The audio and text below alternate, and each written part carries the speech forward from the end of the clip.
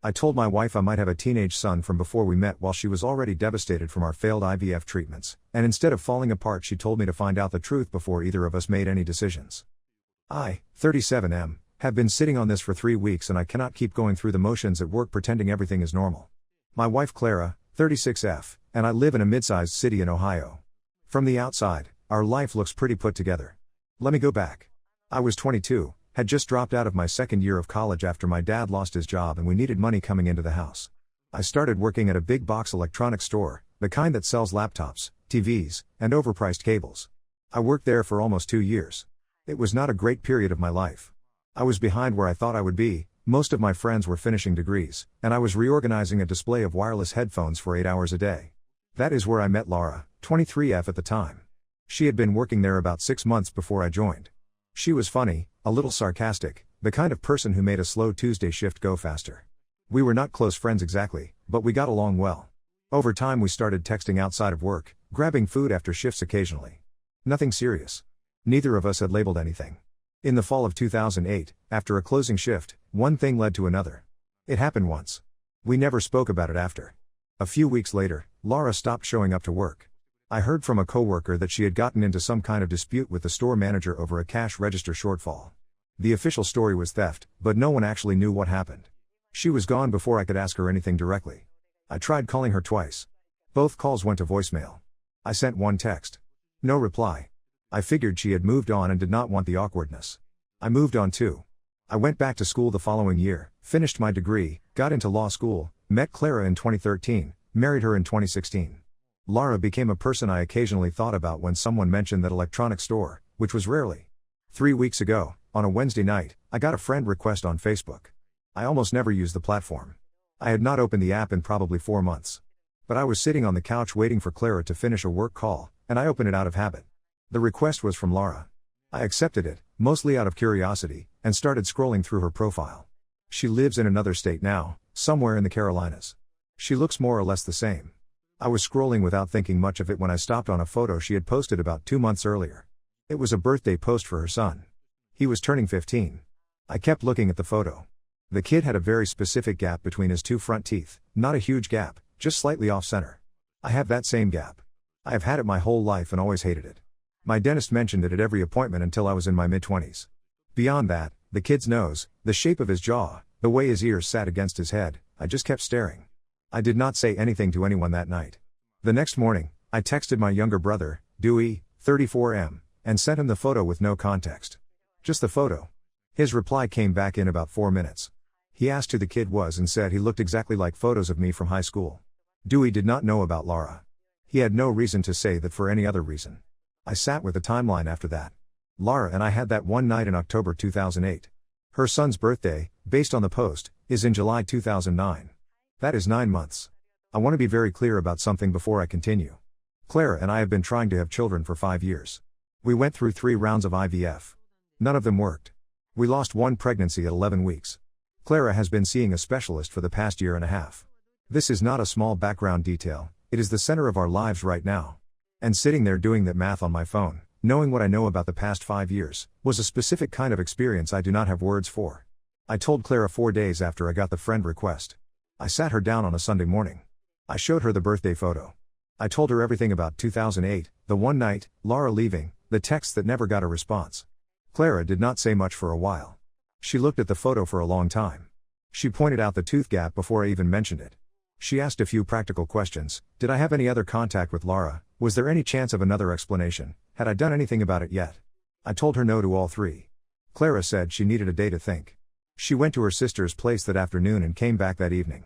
She told me she wanted me to get clarity before either of us made any decisions. She was not giving me permission to pursue a relationship or blow up our lives. She was saying she did not want to spend the next 10 years wondering. I have not yet contacted Laura. I am trying to figure out the right way to do that. I am also trying to figure out whether I even have any obligation here, legally or otherwise, given that I had no knowledge of this child and no opportunity to be involved. I am posting here because I genuinely do not know what the correct next step is. I have a friend who does family law in another state. I have not called him yet. I do not know what I am looking for from this post, honestly. I think I just needed to write it out somewhere. If anyone has been through anything remotely similar, I would take whatever you have. Update 1: A lot has happened since I posted. I will try to keep this organized. After sitting on it for about 10 days, I messaged Laura on Facebook. I kept it short.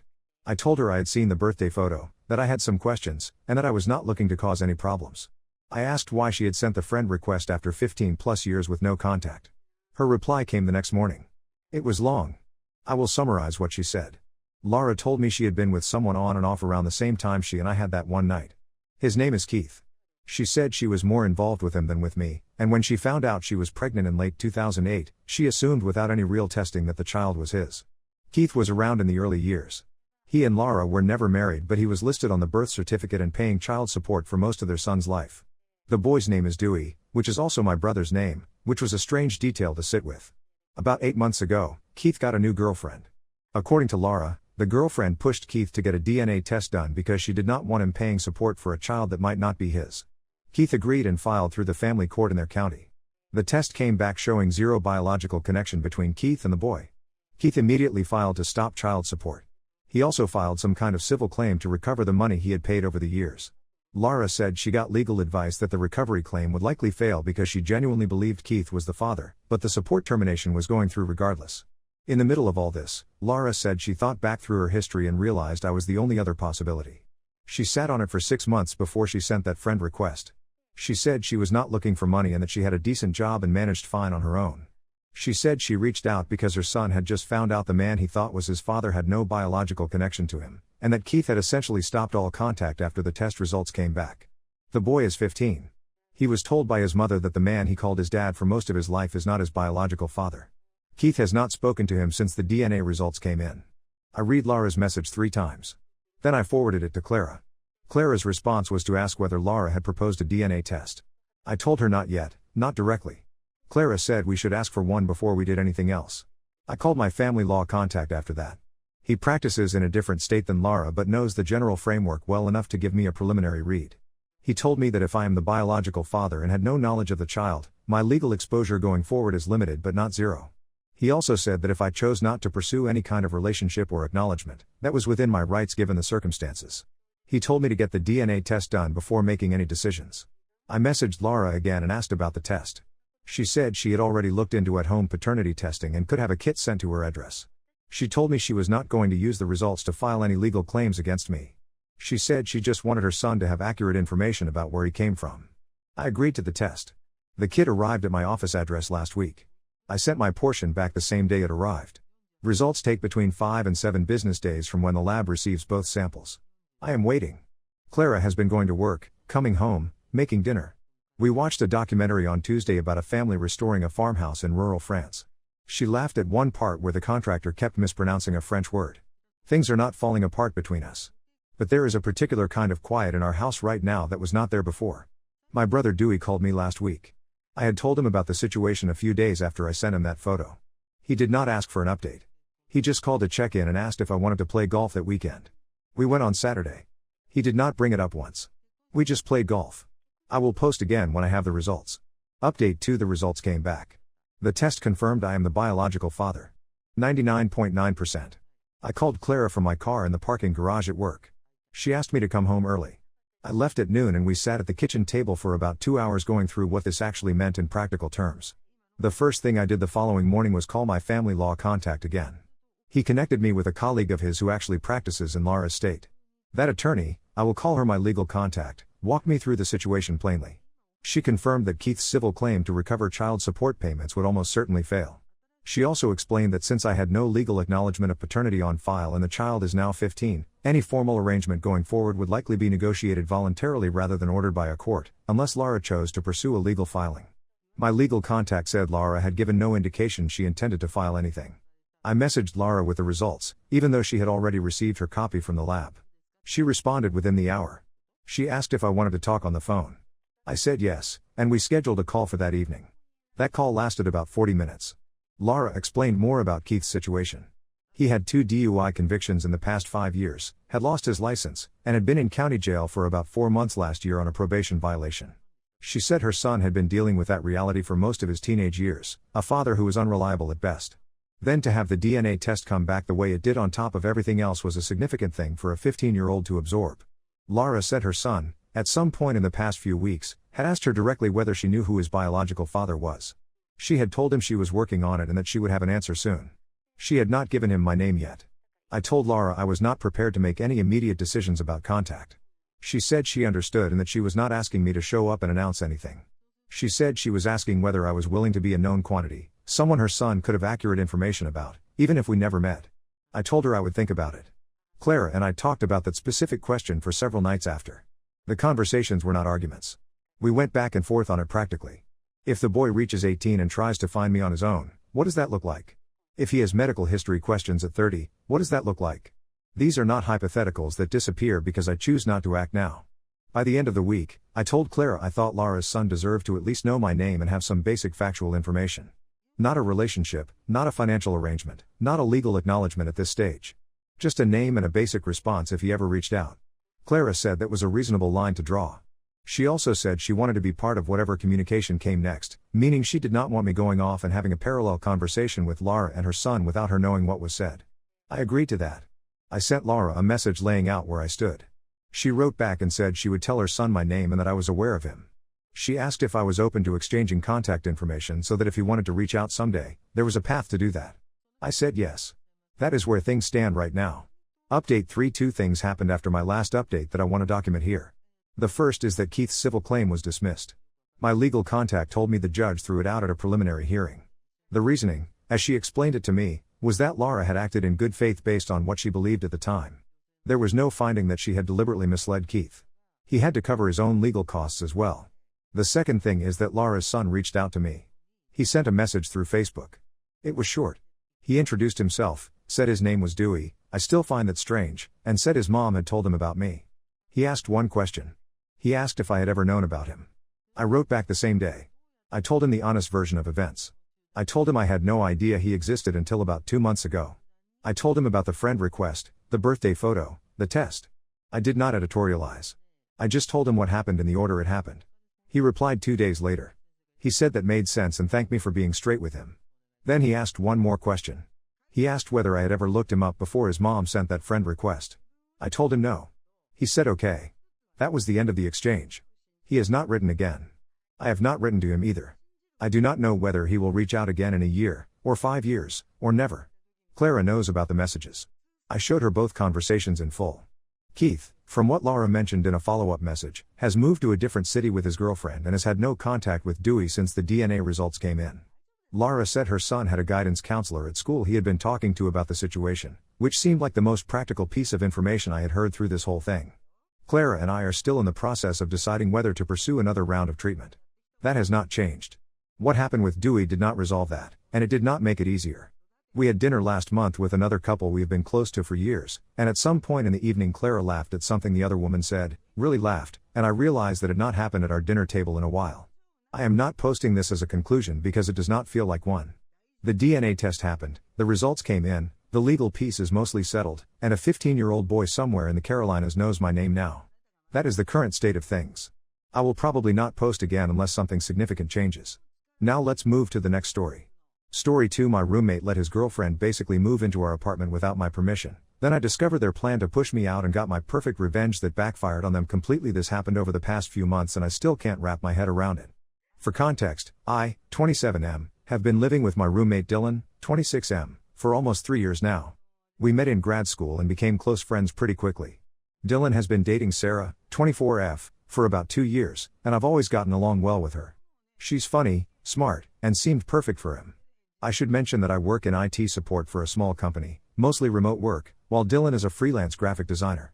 Sarah works part-time at a local bookstore while finishing her master's degree in literature. We all hung out together regularly, had movie nights, cooked dinner together sometimes. It felt like a nice little friend group. About 6 months ago, things started getting weird. I began noticing small things that didn't sit right with me.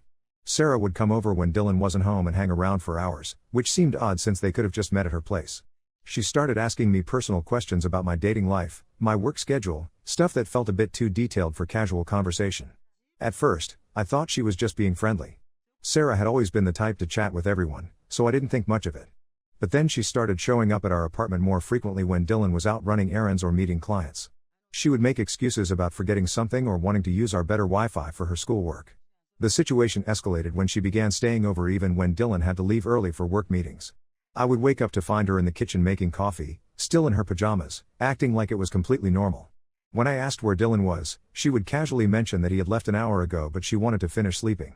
This continued for weeks. Sarah would essentially treat our apartment like her second home, coming and going as she pleased. She had her own key, which Dylan had given her months earlier, so she could let herself in whenever she wanted.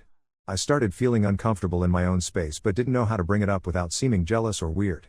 The breaking point came about 2 months ago. I was working late in my room when I heard Sarah let herself into the apartment. I assumed Dylan was with her, but when I went to the kitchen for water around midnight, I found her sitting on our couch in shorts and a tank top, watching Netflix. She seemed completely relaxed and at home. I asked where Dylan was, and she told me he was at his parents' house for the weekend helping them move some furniture. This meant she had come over to our apartment to hang out by herself while her boyfriend was out of town. When I pointed out how strange that seemed, she laughed and said she liked our apartment better than hers because we had better streaming services and a more comfortable couch. That night, she ended up staying over in Dylan's room. I could hear her moving around, taking a shower, using the bathroom like she lived there. The next morning, she made breakfast for both of us and acted like everything was perfectly normal. She spent the entire weekend at our place while Dylan was gone. This pattern continued. Whenever Dylan traveled for work or visited family, Sarah would essentially move into our apartment. She would sleep in his bed, use our kitchen, do her laundry with our machines, and treat the place like it belonged to her. I started feeling like I was living with 2 roommates instead of 1, except I had never agreed to live with Sarah. I tried talking to Dylan about it when he got back from his parents' house. I mentioned that Sarah had stayed over the whole weekend and suggested that maybe she should check with both of us before treating the apartment like her own place. Dylan just shrugged and said he didn't see the problem since they were serious about each other and she felt comfortable there. When I pressed the issue and explained that I felt uncomfortable with someone essentially living in our space without contributing to rent or utilities, Dylan got defensive. He said Sarah was his girlfriend and she should be welcome in his home whenever she wanted. He also pointed out that she sometimes bought groceries and cooked for all of us, so she was contributing in her own way. I realized I wasn't going to get anywhere with Dylan, so I decided to just deal with the situation. I started spending more time out of the apartment, working from coffee shops, visiting other friends, anything to avoid the awkwardness of sharing my living space with someone who hadn't signed a lease. But things got worse. Sarah started leaving her belongings around the apartment. Her textbooks on the coffee table, her clothes in the laundry room, her toiletries in the bathroom we all shared. She rearranged our kitchen to make space for her cooking supplies and started keeping her favorite snacks in our pantry. The final straw came 3 weeks ago. I came home from a work conference that had lasted 4 days to find that Sarah had completely redecorated our living room. She had moved furniture around, added throw pillows and candles, hung up some artwork she had bought. When I asked what happened, she excitedly explained that she wanted to surprise Dylan and make the space more cozy and welcoming. I lost it. I told her that she had no right to change our shared living space without asking me first. This was my home too, and I should have a say in how it looked and felt. Sarah seemed genuinely surprised by my reaction and said she thought I would like the changes since they made the apartment look better. That evening, Dylan and I had our biggest fight ever. He accused me of being unreasonable and controlling. He said Sarah was just trying to make the place nicer for all of us and I was being ungrateful. When I explained that I felt like Sarah was taking over our apartment without any regard for my comfort or opinion, Dylan said I was being dramatic and selfish. The fight ended with Dylan telling me that if I didn't like having Sarah around, maybe I should find somewhere else to live. He said their relationship was serious and she was going to be spending more time at the apartment whether I liked it or not. He also mentioned that they had been talking about her moving in officially once her lease was up in a few months. This was the first I had heard about Sarah potentially moving in permanently. Dylan had never discussed this with me, never asked if I would be okay with it, never mentioned changing our living arrangement. He had apparently been planning to have his girlfriend become our third roommate without getting my input at all.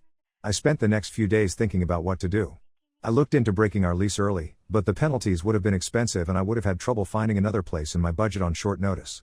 I also realized that I shouldn't have to leave my home because Dylan decided to let his girlfriend take it over. That's when I discovered something that changed everything. Last week, I was doing laundry and found a piece of paper that had fallen out of Sarah's jeans pocket. It was a handwritten note that said something like "Can't wait until Em moves out so we can have the place to ourselves. The plan is working perfectly." I stared at that note for a long time, trying to figure out what it meant.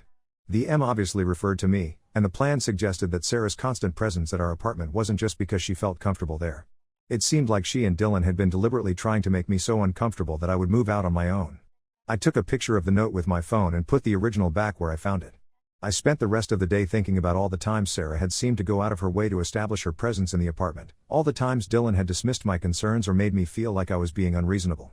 The more I thought about it, the more it seemed like they had been working together to push me out. Sarah's constant presence, the redecorating, Dylan's refusal to set any boundaries, his suggestion that I should move out if I didn't like the situation. It all made sense if they had been planning to get rid of me from the beginning. I decided I needed to do something about it, but I wasn't sure what. I couldn't confront them directly because they would just deny it or make me seem paranoid. I couldn't move out because that would be giving them exactly what they wanted. I needed a different approach. That's when I came up with my plan, and I'm still not sure if it makes me a terrible person or not. But I was tired of being manipulated and pushed around in my own home, so I decided to fight back.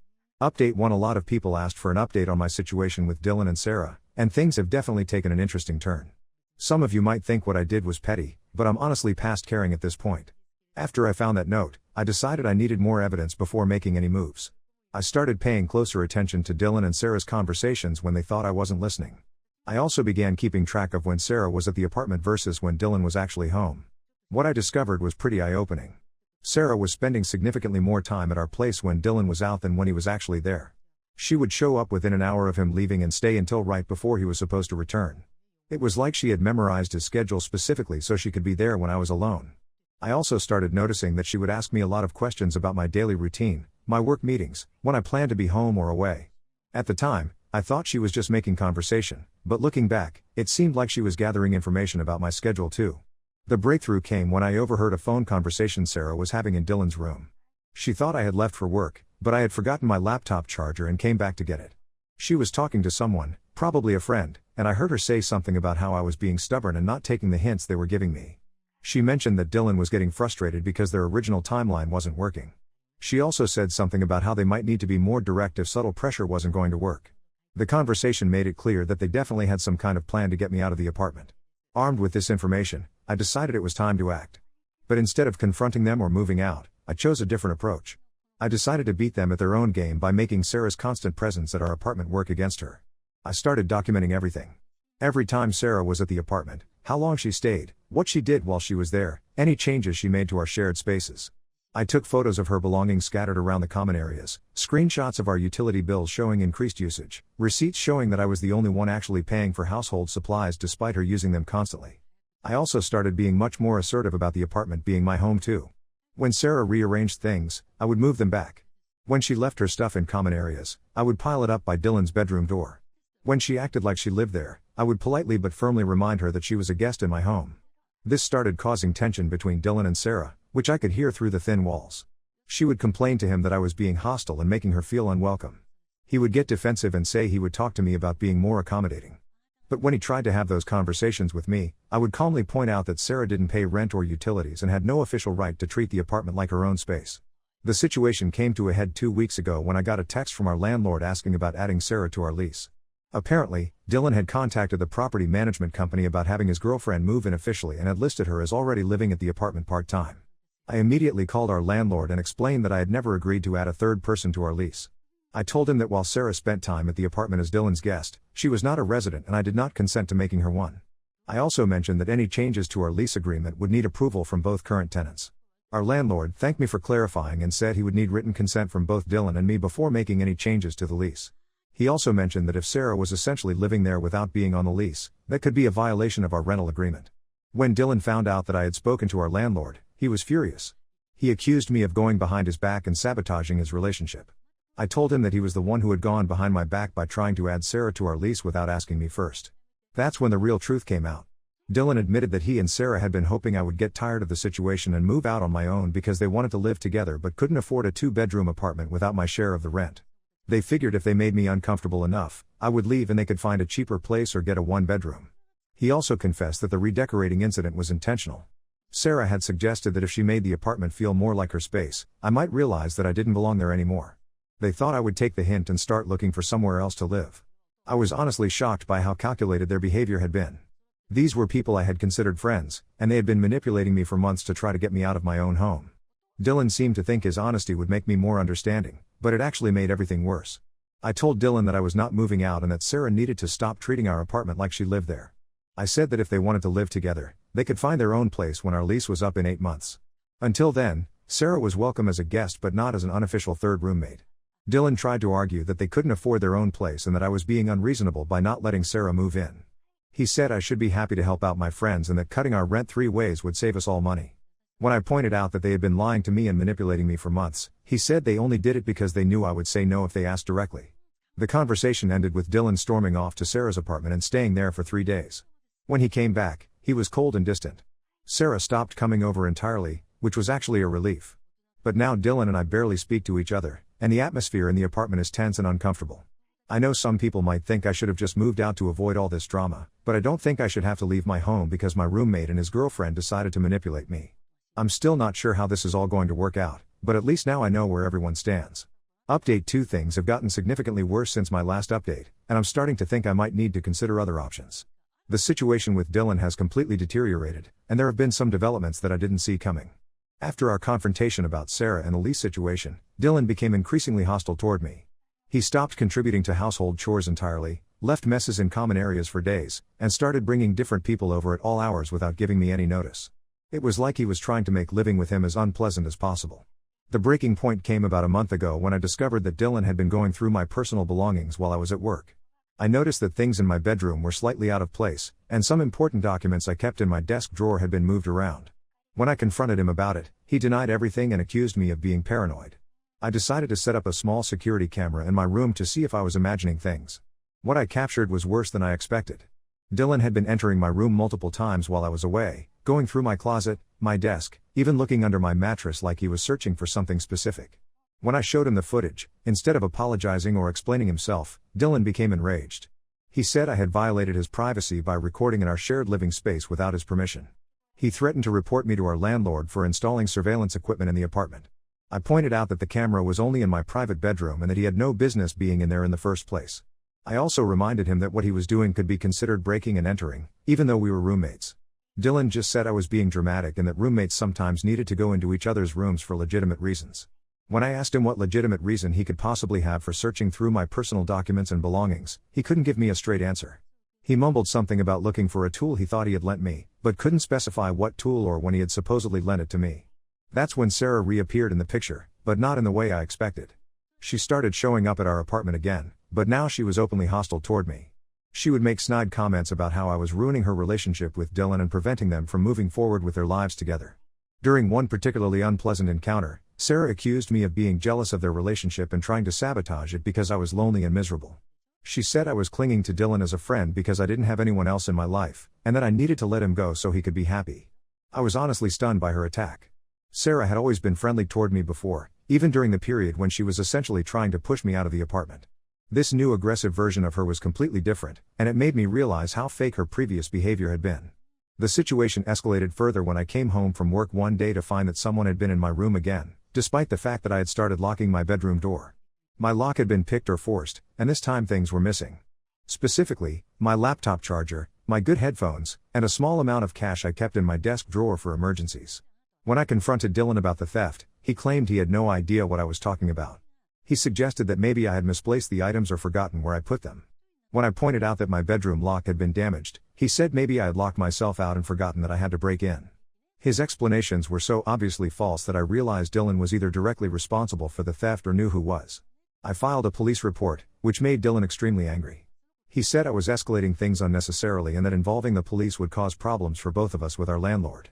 The police took my statement and the evidence of the forced lock, but they said that theft between roommates was difficult to prove and that I should consider it a civil matter. They suggested I install better security measures and consider finding alternative living arrangements if the situation continued. That's when I discovered the real reason Dylan had been searching my room.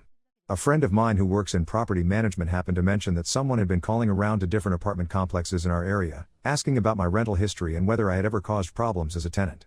The caller had identified himself as a potential landlord doing a reference check, but he was asking specific questions about my character and reliability that seemed designed to make me look bad as a potential renter. My friend thought it was suspicious because legitimate landlord references usually go through previous landlords or property managers, not random apartment complexes. When I pressed for more details, my friend said the caller had mentioned specific information about my current living situation that suggested he knew me personally. He had also asked whether there were any reports of me being difficult to live with or causing conflicts with roommates. I realized that Dylan was probably trying to sabotage my ability to find alternative housing. If he could make it difficult for me to get approved for other apartments, I would be stuck living with him even if our current situation was miserable.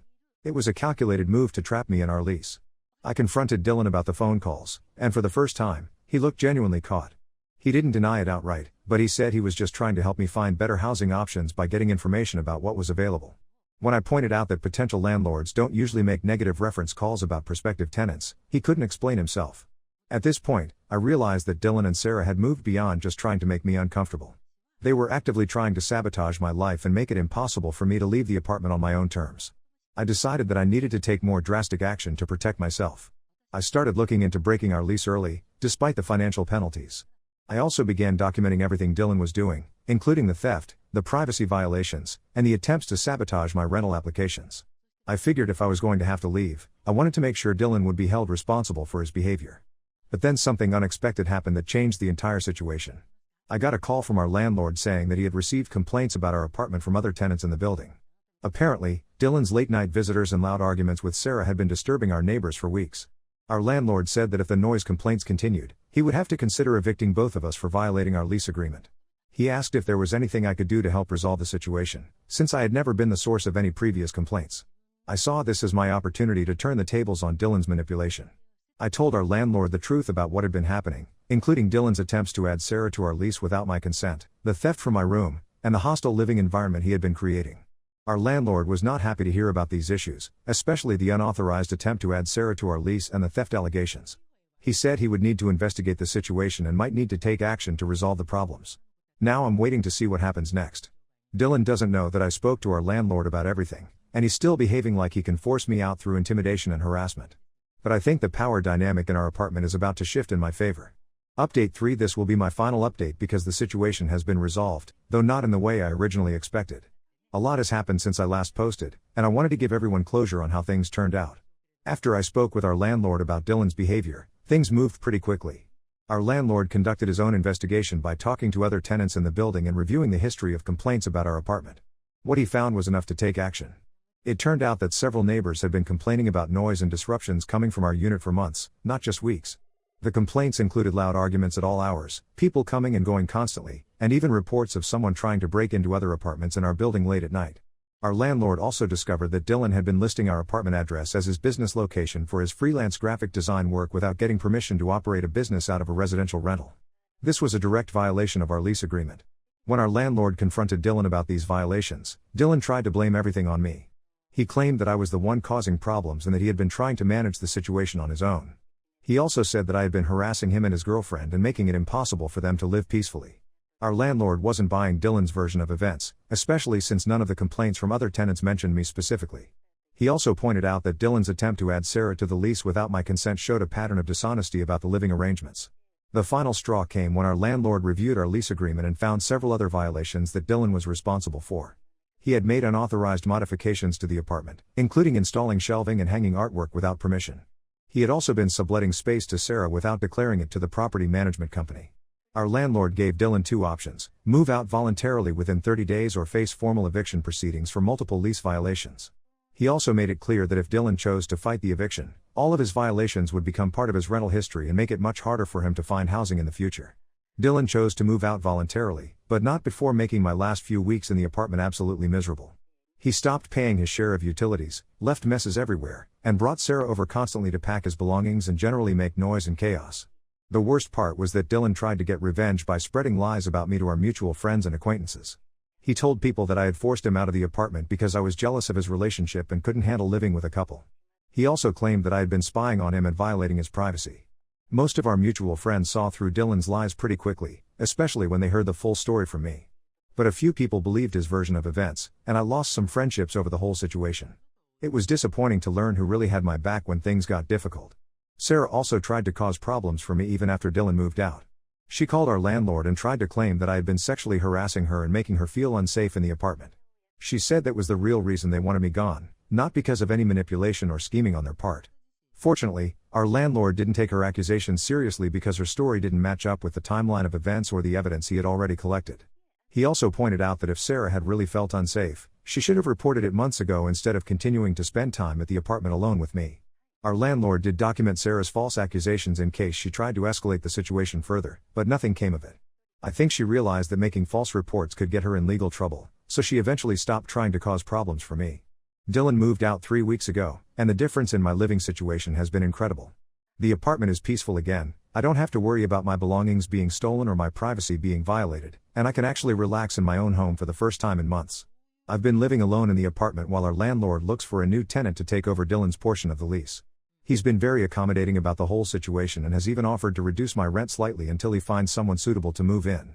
The experience taught me a lot about standing up for myself and not letting people take advantage of my desire to be accommodating.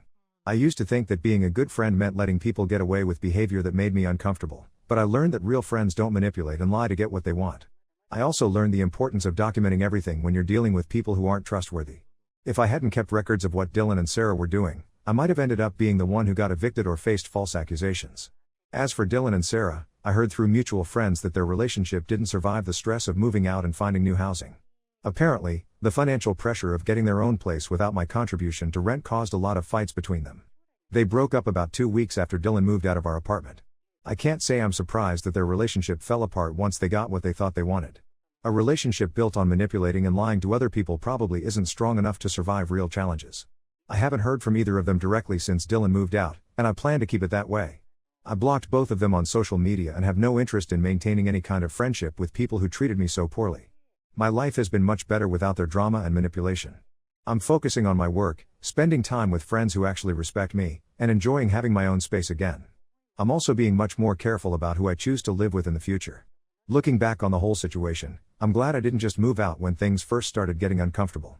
If I had given in to their pressure, they would have gotten exactly what they wanted while facing no consequences for their behavior. By standing my ground and fighting back, I was able to expose their manipulation and make sure they faced the results of their actions. I know some people might think I should have handled things differently or been more forgiving, but I don't regret how I dealt with the situation. Sometimes you have to protect yourself from people who are trying to take advantage of you, even if those people used to be your friends.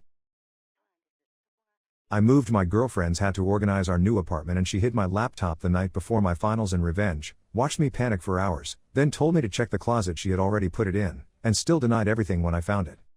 I have been with my girlfriend, Daisy, 29F, for about 6 years.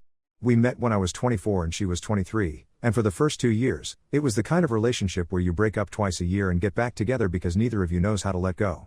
We broke up over small things, me not texting back fast enough, her canceling plans last minute, the usual stuff that feels enormous when you're young. Then around year 3, things settled down. She got a stable job, I finished my degree, and we stopped fighting every other week. Last year, we decided to move in together. We moved to a different city, Harlow, because her company offered her a transfer and I work remotely. We found a big apartment, the kind with more space than 2 people actually need. It had a second bedroom, a long hallway, and a separate dining area. We were excited. We spent a whole weekend looking at furniture online. The first month was fine. The second month is when I started noticing something. Daisy has a way of organizing things that is hard to describe. She doesn't put things away. She makes piles. A pile of clothes on the chair in the bedroom. A pile of bags near the front door. A pile of mail on the kitchen counter that includes things from 3 months ago. The piles grow and she knows exactly what is in each one. If you move something from a pile, she knows. Not in a calm, helpful way. In a way that makes you feel like you just went through her phone. I learned this the hard way in month 2. I moved a stack of her magazines from the coffee table to the shelf next to the TV because I wanted to put my laptop on the table while I worked. She came home, saw the shelf, and asked why I touched her stuff. I told her I needed the table. She said I should have asked. We argued about it for 20 minutes. After that, I just worked around her piles. I left the mail where it was. I left the bags by the door. I left the chair in the bedroom covered in her jackets. We moved past it, mostly. We got into a routine. She went to work, I worked from home, we cooked together most nights, and on weekends we explored the new city. For about 3 months, things were genuinely good. Then came the bathroom storage situation. Our second bedroom was full of moving boxes that we hadn't unpacked. The plan was always to turn it into a proper storage room, but we kept putting it off. In the meantime, things were just stacked in there randomly. Daisy started putting overflow items in the main bathroom, boxes of stuff she hadn't sorted through yet. The bathroom had a small window ledge, a rack on the back of the door, and a corner shelf, all of which were now covered in her things. I'm finishing my last 2 courses online. I had a project due at the end of the week and 2 short exams on Thursday and Friday. I've been doing all my work on my old laptop, a beat-up thing with a cracked hinge, but it had everything on it, 3 months of notes, 2 drafts, a folder of sources I'd been collecting. I had a newer laptop sitting in its box because I'd promised myself I wouldn't open it until after exams, something I do to stay focused. On Tuesday morning, Daisy was in the bathroom getting ready. I went in to grab something from the ledge and noticed her going out hat, a wide-brimmed one she wears when we go to the farmer's market, sitting on top of a box near the door, along with a jacket she'd worn the night before. I needed to move that box to the storage room because it was blocking access to the shelf under the sink where I kept my charger. I moved the box. I put the hat on the hook behind the door. I put the jacket on the bedroom chair. I told her over breakfast that I'd move the box and where I put her things. She said okay. We had coffee. She had toast. I had cereal. It was a normal morning. About an hour later, she went to get ready to go out. She came back into the kitchen and said I needed to stop moving her things. I told her where the hat was. She said that wasn't the point. I said I needed to move the box to get to the charger shelf. She said I should have waited. I didn't yell. I just said I disagreed and walked out to the balcony to get some air. I needed a few minutes. She was still talking when I slid the balcony door shut behind me. When she left, I came back inside and started working. The afternoon was quiet. I made some progress on my project. Around 6 p.m., I went to grab my old laptop from the desk in the second bedroom where I always leave it. It wasn't there. I checked under the desk. I checked the shelf above it. I went through the second bedroom top to bottom, moved boxes, opened the closet, looked on every surface. I checked the kitchen counter because I sometimes bring it out there when I'm waiting for something to cook. It wasn't there. I texted Daisy. She said she didn't have it. I asked if she'd seen it. She didn't reply. She came home around 8:30. She didn't bring up the morning. She sat on the couch and was on her phone. I asked her again about the laptop, out loud this time, and she said to check the closet in the second bedroom. I told her I already had. She shrugged and said it must be in there somewhere. I went and checked again. Nothing. I went through the whole closet a second time, pulling jackets off the top shelf one by one. It was under the second jacket. My old laptop was sitting on the top shelf of that closet under a pile of her jackets. I had checked that closet twice. The jackets were not there the first time I looked. I went back out and told her I found it. I told her where it was. She looked at her phone and said she had no idea how it got there. I have no way to prove she put it there. But the jackets were not on that shelf earlier in the day. She was home alone while I was out picking up groceries for about 40 minutes around 5 p.m. My laptop was on the desk when I left. I have exams tomorrow and the day after. That's the whole situation. I don't know what else to say about it. Update 1 exams are done. I passed both of them, just to get that out of the way. The night I found the laptop, Daisy and I had a short conversation. I told her that the jackets were not on that shelf when I checked it the first time. She said she had no idea what I was talking about. I told her about the hat, that I found it the next day exactly where I said I put it, on the hook behind the door. She had spent an hour insisting it was gone and I had probably thrown it somewhere. It was on the hook the whole time. She said she must have missed it. We did not break up that night. We went to bed. Things were very quiet for a few days. I finished my exams. She went to work. We were polite to each other the way you are with someone you're not sure you want to keep being polite to. About 4 days after the laptop situation, her sister, Andrea, 32F, came to visit for a weekend. I have always gotten along with Andrea. She's straightforward and easy to talk to. She stayed in the second bedroom on a cot. On Saturday evening, Andrea and I were in the kitchen while Daisy was in the shower. Andrea asked how things were going with the apartment in the new city. I said the city was fine. She asked how Daisy and I were doing and I said we'd had a rough week. Andrea nodded like she already knew something, and then said that Daisy had mentioned the balcony incident, me walking out while she was talking, and that she'd been frustrated. I said that was fair. Andrea then said Daisy had also told her about the laptop. She said Daisy's version was that I had accused her of taking it and made a big thing of it. I told Andrea what actually happened, in order. Where the laptop was. That the jackets weren't there before. That Daisy had told me to check the closet knowing I'd already checked it. Andrea went quiet for a bit, and then said that Daisy had done something similar to her a few years ago. She said that Daisy once hid the car keys before a family road trip because she didn't want to go and wanted to delay long enough that everyone would cancel. The family left 2 hours late and Andrea found the keys on a high shelf in the laundry room. Daisy denied it. That was the part that stayed with me. I hadn't told anyone else about the laptop before that. I wasn't sure I was reading the situation right. It's easy to second guess yourself when you're tired and stressed about exams. A couple days after Andrea left, Daisy brought up the balcony thing again. She said I had a pattern of walking away from conflicts instead of working through them. I said I went outside for 10 minutes because I needed to stop the conversation before it escalated. She said it was dismissive. I said moving someone's laptop the night before exams was also dismissive. That was the first time I said it directly. She denied it again and went to the bedroom. We haven't resolved anything. We're still living in the same apartment. The lease runs through next April. We've been sleeping in the same bed but we've had maybe 4 real conversations in 2 weeks. She watches something on her laptop in bed. I read. We don't fight. We don't talk much either. I've been trying to figure out what April looks like. Whether I stay in Harlow, whether she does, whether we sit down and actually talk about all of it. I haven't decided anything. But I'm not pretending the laptop thing didn't happen. Update 2: a lot happened in the last 5 weeks, so I'll try to be clear. About 2 weeks after my last update, I found out from Andrea. She messaged me out of the blue, that Daisy had been telling her family that I had been controlling about the apartment setup. That I didn't let her organize things her way and that I was constantly rearranging her belongings. Andrea said she told her parents and her mom had called Daisy to check in on her. I didn't respond to Andrea immediately. I sat with it for a few days. The thing is, I do sometimes move Daisy's things. I moved the box in the bathroom. I moved her magazines that one time. But those were specific situations where I needed access to something. I don't walk around rearranging the apartment on a schedule. The apartment mostly looks the way Daisy wants it to look, piles and all. I eventually asked Daisy about it directly. I said I'd heard she'd been talking to her family about the apartment and told them I was controlling. She said she just vented to her mom. I asked what specifically she said. She repeated the word controlling. I asked her for an example of when I had controlled her. She said the box in the bathroom. I reminded her that I had told her I was moving it and why. She said that wasn't the point and that she didn't feel comfortable in her own home. We sat in silence for a while. I then asked her, straight out, if she had put my laptop in that closet. She said she wasn't doing this again. I said I just wanted a direct answer. She got up and went to the bedroom. I started making some actual plans after that conversation. The lease is in both our names, which is a problem. I checked what it would cost to get off the lease early and it's more than I can manage right now. I also started keeping my work things in my car overnight, which is something I started doing quietly after the laptop situation but hadn't mentioned in my previous updates.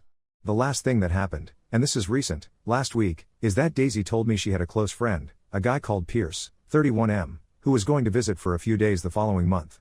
She mentioned it casually while we were eating. I said okay. She then said she assumed I'd be going back to visit my family around that time anyway. I hadn't mentioned going to visit my family. We hadn't discussed any of that. It was the first time she'd brought up my schedule in weeks. I told her I didn't have any plans yet. She said she thought I usually went home in November. I do sometimes, but not every year, and nothing was planned. I told her I'd let her know if I made any plans. She nodded and went back to eating. I talked to my brother the next day. He said I could come stay with him for a bit if I needed to get out. I told him I'd think about it. Update 3: I went to stay with my brother for 10 days. I told Daisy I was going before I left. I said I needed some time away and that I'd be back before the end of the month. She said okay and asked when I'd be back. I gave her the dates. Pierce visited while I was gone. I know because Daisy posted photos on her Instagram. I'm not going into that. When I came back, some things in the apartment had been moved around. The second bedroom had been reorganized. Some of my boxes, the ones I still hadn't fully unpacked, were stacked in the hallway instead of the room. A new shelf had gone up in there. I moved my boxes back into the room and put them against the wall. Daisy and I sat down that first evening and had the first real conversation we'd had in about 2 months. She said she thought we'd grown apart. I said I agreed. She said she thought it would be better if one of us moved out before April rather than waiting. I said I'd look into options. I found a room in a shared house about 15 minutes away. It was available from the 1st of next month. It was within my budget. I told Daisy I'd found something. She seemed relieved. I moved out 12 days ago. I packed what was mine, which didn't take as long as I thought it would. I took my 2 laptops, my books, my clothes, the coffee maker I bought before we moved to Harlow, and the small rug from the balcony which I had brought from my old apartment. I left everything else. The cat stayed with Daisy. We have 2 cats, Biscuit and Fig, and they were always more attached to her. I said I'd visit them if she was okay with it. She said we'd see. I've been in the new place for almost 2 weeks. It's a small room but it has a big window. My housemates are quiet. I finished setting up my desk on day 2. Now let's move to the next story. Story 2: My brother changed all my locks while I was away and claimed he legally owns my house under ancient common law, so I called police but they said it's a civil matter and now I'm homeless living with my elderly parents during COVID. I need advice on what might be the strangest situation I've ever found myself in. I, 34M, own a 3-bedroom house in the suburbs that I bought 5 years ago. My mortgage payments are current, the house is in my name only, and I've never had any rental agreements or anything like that. My brother Danny, 31M, has always been different. Growing up, he was the type to get obsessed with conspiracy theories and strange ideas he'd find online. Our parents, Robert, 68M, and Linda, 65F, always said he'd grow out of it, but he never did. After high school, he bounced between different cities, different jobs, always claiming he was starting some big business venture that never materialized. In March 2020, when everything started shutting down, Danny called me. He said he needed somewhere to stay for a couple weeks because his living situation had fallen through. He was vague about the details, just said he'd been staying in extended stay motels and needed to save money. Since we were all supposed to stay home anyway, I figured it wouldn't hurt to help family. Danny moved in with just 2 suitcases and a laptop. The first month was fine. He kept to himself, spent most of his time in the spare bedroom on his computer, and helped with groceries. I work in IT and was able to do my job remotely, so having him around wasn't disruptive. Then things started getting weird. It began with small comments. Danny would mention things about how the government didn't have real authority over citizens, how most laws were actually suggestions, and how there were ancient legal principles that superseded modern courts. I thought it was just more of his usual conspiracy stuff and didn't pay much attention. The first major incident happened in June 2020. We went to the grocery store together, and when the employee at the door asked Danny to put on a mask, he refused. Not just refused, but launched into this bizarre speech about how he wasn't a subject of any government and how mask mandates violated something called maritime law. The poor teenager working the door had no idea what to do. I grabbed Danny's arm and pulled him away, apologizing to the employee. We drove home in silence. That night, Danny explained to me that he'd been researching sovereign citizen principles and common law concepts. He said most people didn't understand that they had the right to reject government authority if they knew the right legal language. He showed me websites and forums where people discuss these ideas, claiming they'd gotten out of paying taxes and traffic tickets using these methods. I told him it sounded like nonsense, but he insisted it was all legitimate. He said he was learning to protect himself from what he called the corporate government system. The second incident was even stranger. In July, I found Danny in my backyard at sunrise, holding a small axe from my garage. He was walking to the corners of my property and hitting trees with it. When I asked what he was doing, he explained that he was performing a ritual called claiming adverse possession. He said if he marked the boundaries of unclaimed land in a specific way, he could establish legal ownership under common law principles. I told him to stop immediately and put the axe back. He argued that my property wasn't actually mine because I had a mortgage, which meant the bank was the real owner. He said he was helping me by establishing a stronger claim to the land through ancient property rights. This conversation lasted 2 hours. Danny had an answer for everything I said, always referencing some obscure legal concept or historical precedent. He seemed completely convinced that he understood the law better than lawyers, judges, and the entire legal system. By August, Danny was spending 12 to 14 hours a day on his computer, participating in online forums and watching videos about sovereign citizen tactics. He started printing out documents he called affidavits and declarations, filling them with legal-sounding language about his status as a free man on the land. He also stopped contributing to household expenses. When I asked him about groceries and utilities, he said that since he'd established himself as a sovereign individual, he couldn't be forced to participate in commercial transactions that supported the illegitimate government system. Our parents called occasionally to check on both of us. Danny would tell them he was doing important legal research that would help the whole family someday.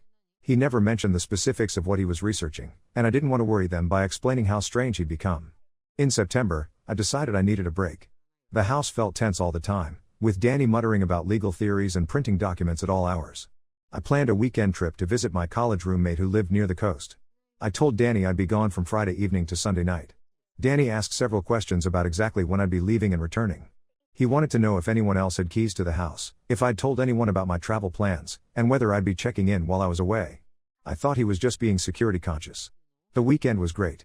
I hadn't realized how much stress I'd been carrying until I was away from it. My friend and I went hiking, ate at restaurants, and I slept better than I had in months. Sunday evening, I drove back home around 8 p.m. I pulled into my driveway and walked to the front door with my weekend bag. I put my key in the lock, but it wouldn't turn.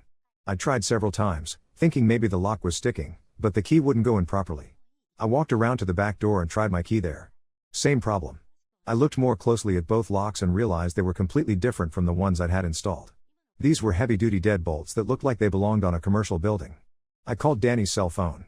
He answered after several rings. He told me that since I'd abandoned the property for more than 24 hours without establishing a caretaker arrangement, he'd exercised his rights under common law to secure the dwelling against trespassers. He said I'd forfeited my claim to the property by leaving it unoccupied, and he'd filed the proper documentation to establish himself as the lawful occupant. I told him to open the door immediately because it was my house and I lived there. He said that under the principles he'd researched, my mortgage meant I was just a tenant of the bank, not a true owner. Since I'd abandoned my tenancy, he'd stepped in to prevent the property from being truly abandoned. I asked him where he expected me to sleep. He said that was my problem to solve, but I couldn't enter the property without his permission because he was now the legal occupant and had the right to exclude trespassers. I drove to my parents' house and explained what had happened. They couldn't believe it at first. Dad called Danny directly, but Danny gave him the same explanation about common law and property rights. Danny told Dad that he'd be happy to explain the legal principles involved if Dad wanted to learn about sovereign citizen concepts. I've been staying in my childhood bedroom for 3 days now. My parents are both in their late 60s and are supposed to be limiting their exposure to people because of COVID, but they couldn't let me sleep in my car. I called the police non-emergency line yesterday. The officer I spoke with said that since Danny was a resident of the house, he had the right to change the locks, and this was a civil matter between tenants. When I explained that I own the house and Danny was just staying there temporarily, the officer said I'd need to provide documentation of the rental agreement and go through the proper eviction process.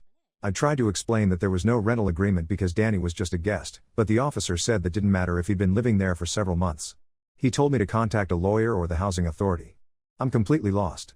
I can't afford to pay rent somewhere else while also paying my mortgage. I can't stay with my parents indefinitely because of their health risks. I don't understand how Danny can just take over my house and have the police tell me it's legal. Has anyone ever dealt with anything like this? I keep thinking I'm going to wake up and find out this is all a weird dream, but it's been 3 days and I'm still locked out of my own house.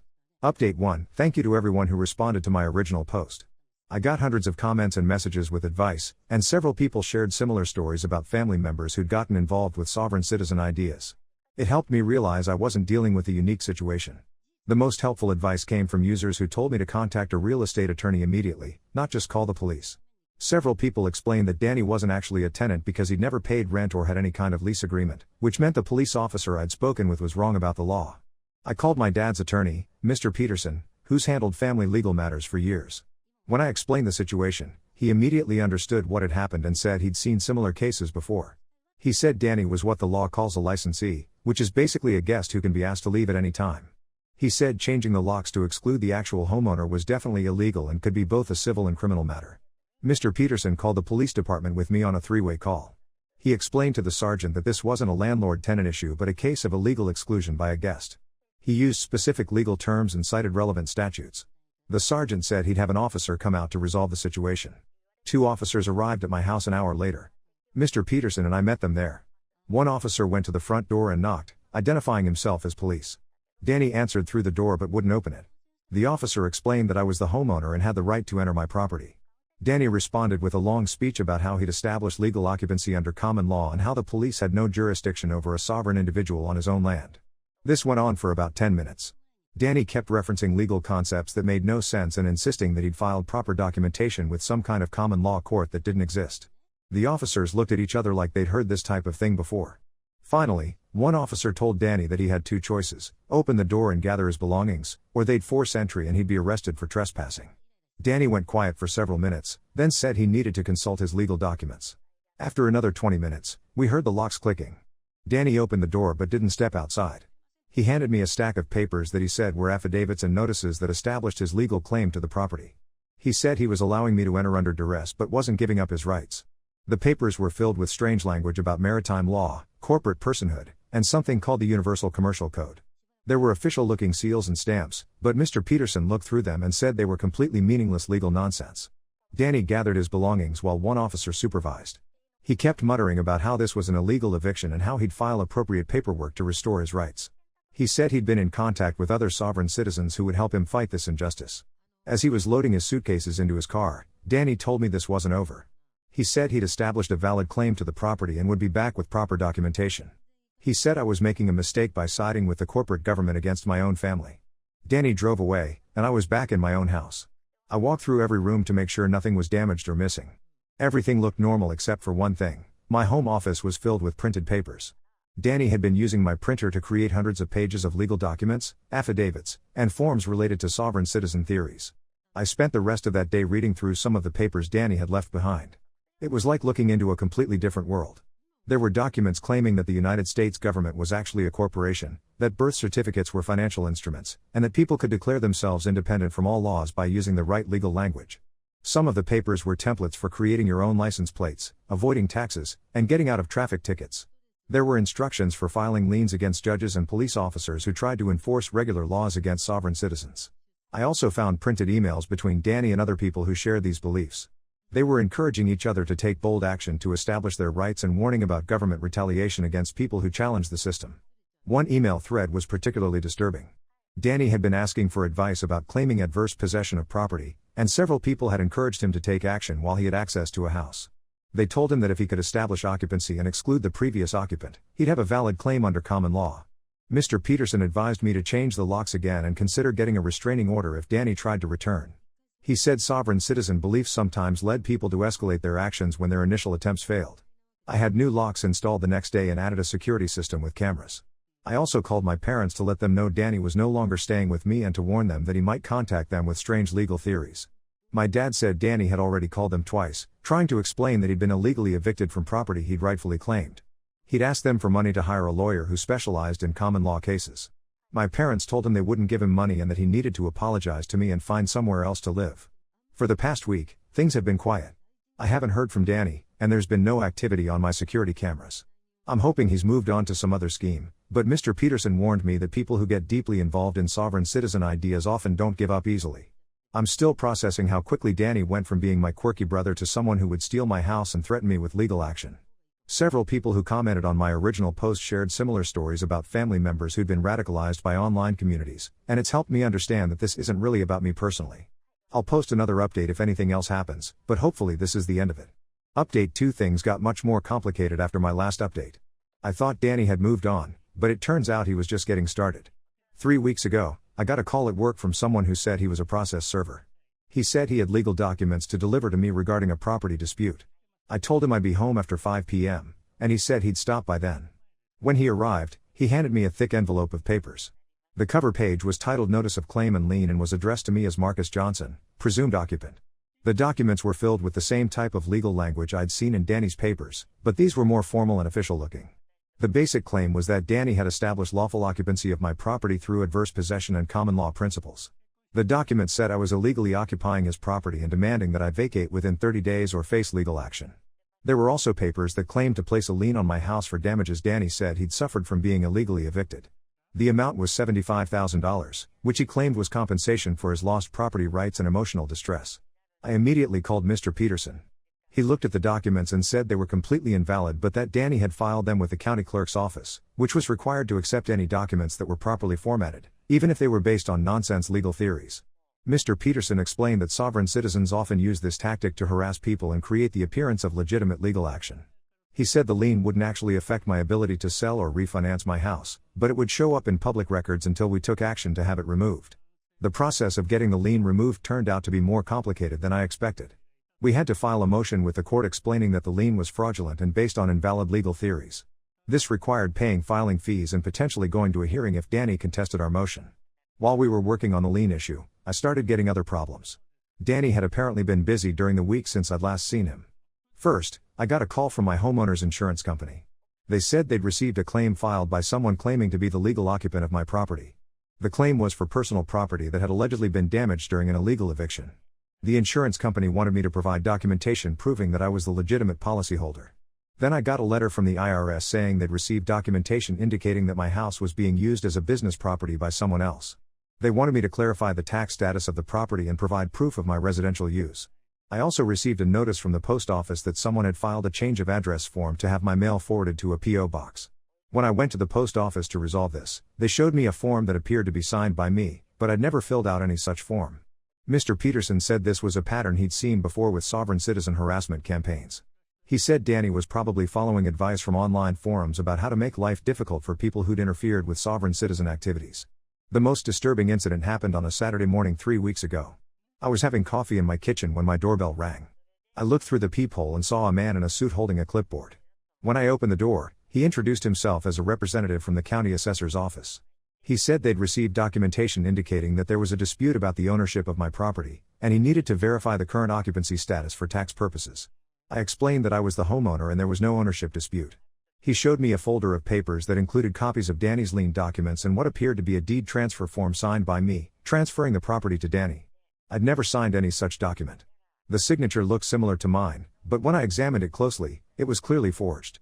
The assessor's representative said he'd need to file a report about the conflicting documentation, and it might affect my property tax status until the matter was resolved. Mr. Peterson filed a police report about the forged documents and identity theft. He also contacted the county offices that had received Danny's filings to explain that they were fraudulent. But he warned me that undoing all of Danny's actions would take time because each agency had its own procedures for handling disputed documents. The situation escalated further when I got a call from my parents. They said Danny had been contacting them regularly, asking for money and a place to stay. When they refused, he'd started sending them legal documents claiming that they were financially responsible for supporting him because of something called parental duty under common law. Danny had also been telling them that I'd stolen his property and that he was the victim of a conspiracy involving me, the police, and the courts. He said he was working with a network of legal experts who would help him get justice. My parents were getting scared. Danny had been showing up at their house unannounced, sometimes late at night, wanting to discuss his legal theories and ask for help with his case against me. When they asked him to leave, he'd argue that they were legally required to provide him with assistance. Last week, my dad called the police about Danny's visits. The officer who responded said they couldn't prevent Danny from visiting his parents, but they could ask him to leave if my parents requested it. The officer also mentioned that they'd had several calls recently about someone matching Danny's description approaching people with legal documents and conspiracy theories. Mr. Peterson suggested that my parents might need to get a restraining order if Danny's behavior escalated further. He said people who get deeply involved in sovereign citizen beliefs sometimes become increasingly aggressive when their tactics don't work. Yesterday, I got a call from my bank. They said someone had tried to access my account using what appeared to be a power of attorney document. The document claimed that Danny was authorized to manage my financial affairs because I was mentally incompetent and unable to handle my own business. The bank employee said the document looked suspicious and wanted me to verify that I hadn't authorized anyone to access my accounts. I confirmed that the document was fraudulent and asked them to flag my accounts for any future unauthorized access attempts.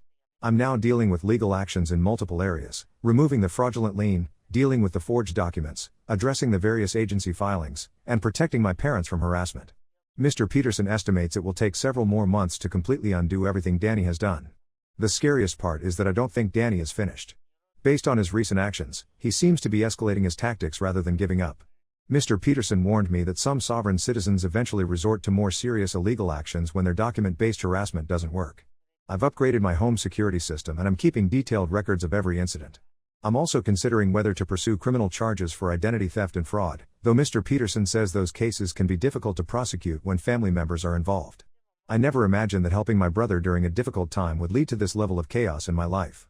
Update 3. I'm writing this final update because several people have asked for closure on my situation, and because I want to document how this ended in case it helps someone else dealing with similar issues. The legal cleanup took 4 months and cost me about $8,000 in attorney fees, but we successfully reversed or voided all of Danny's fraudulent filings. The county clerk's office implemented new procedures for scrutinizing unusual documents after Mr. Peterson explained how their system had been manipulated. Danny's escalation continued for about 6 weeks after my last update. He filed more false liens, submitted fake documents to various agencies, and even tried to register a business using my address. Each action required time and money to counter, but Mr. Peterson got better at quickly resolving these issues as he learned Danny's patterns. The situation reached a breaking point when Danny showed up at my workplace. He'd somehow found out where I worked and came to the office with a folder of papers, demanding to speak with my supervisor about my alleged theft of his property. Security called the police, and Danny was arrested for trespassing. While he was in custody, the police found additional forged documents in his car, including fake IDs and what appeared to be fraudulent checks. These discoveries led to more serious charges beyond just trespassing. Danny's arrest also revealed information that explains some of his behavior over the past year. The police found evidence that he'd been involved with a group of sovereign citizens who were running various scams, including fake document services and fraudulent liens against property owners. It turned out that Danny hadn't just been a victim of online radicalization. He'd been actively participating in schemes to generate income through fraudulent legal documents. The group had been targeting family members and former friends of participants, using personal information to make their fake documents more convincing. Danny had apparently been planning to use my house as collateral for some kind of loan scam, which explained why he'd been so determined to establish a paper trail showing ownership of my property. The other members of his group had coached him on the specific tactics he'd used against me. During Danny's court proceedings, more details came out about the extent of his activities. He'd targeted at least 3 other people with similar document-based harassment campaigns. One victim had paid several $1,000s to a fake attorney that Danny's group had recommended, thinking it would help resolve a fraudulent lien more quickly. Danny was ultimately sentenced to 18 months in prison for identity theft, fraud, and harassment. The judge said the sentence was intended to reflect the serious impact of financial crimes on victims and to deter similar activities by other sovereign citizen groups. My parents went through a difficult period during Danny's legal troubles. They'd hoped that his arrest would help him realize how far off track he'd gotten, but Danny used his phone time from jail to continue trying to convince them that he was the victim of a government conspiracy. When Danny was sentenced, he told the judge that the court had no authority over him and that he didn't recognize the legitimacy of the charges. He said he'd been persecuted for exercising his rights as a sovereign individual and that the real criminals were the people who'd conspired against him. My parents stopped accepting Danny's calls from prison after he spent an entire conversation trying to convince my mother that she could get him released by filing the right paperwork with a common law court. They realized that Danny's beliefs had become so entrenched that he couldn't see reality anymore. The financial impact on me was significant but manageable. In addition to the attorney fees, I had to pay for credit monitoring services, document fees for clearing various agency records, and security upgrades for my house. My homeowner's insurance covered some of the costs, but not all. More importantly, the experience changed how I think about family relationships and personal boundaries. I'd always believed that family members should help each other through difficult times, but I learned that help can become enabling when someone is engaged in harmful or illegal behavior. Several people who commented on my posts shared similar stories about family members who'd been drawn into extremist beliefs or scam networks. The common thread seemed to be that rational discussion and family loyalty weren't effective against ideologies that reject mainstream reality. Danny is scheduled to be released next year. My parents have decided they won't allow him to live with them again, and they've made it clear that any future relationship would depend on him getting legitimate help and staying away from sovereign citizen activities. I won't be maintaining any contact with Danny after his release. Mr. Peterson helped me document everything that happened, and I have a restraining order that will remain in effect. I've also taken steps to protect my personal information and property records from future tampering. Looking back, I can see warning signs that I missed or ignored. Danny's conspiracy theories and anti-government attitudes weren't just harmless eccentricity. They were part of a worldview that ultimately led him to justify stealing from family members and committing fraud. If someone you know starts talking about sovereign citizen concepts, common law courts, or rejecting government authority, take it seriously. These beliefs can lead people to actions that harm themselves and others, even if they start with seemingly harmless research or online discussions. I appreciate everyone who offered advice and support during this ordeal. The responses to my posts helped me understand that I wasn't alone in dealing with this type of situation, and they gave me practical guidance when I was completely lost. I'm back to living a normal life in my house. I kept the upgraded security system, and I'm more careful about who I share personal information with, but the immediate crisis is over. Danny's actions created a lot of stress and expense, but they didn't permanently damage my life or finances. This experience taught me that helping someone doesn't always mean giving them what they ask for, and that family relationships have to have boundaries to remain healthy. I hope Danny eventually gets the help he needs, but that's not my responsibility anymore.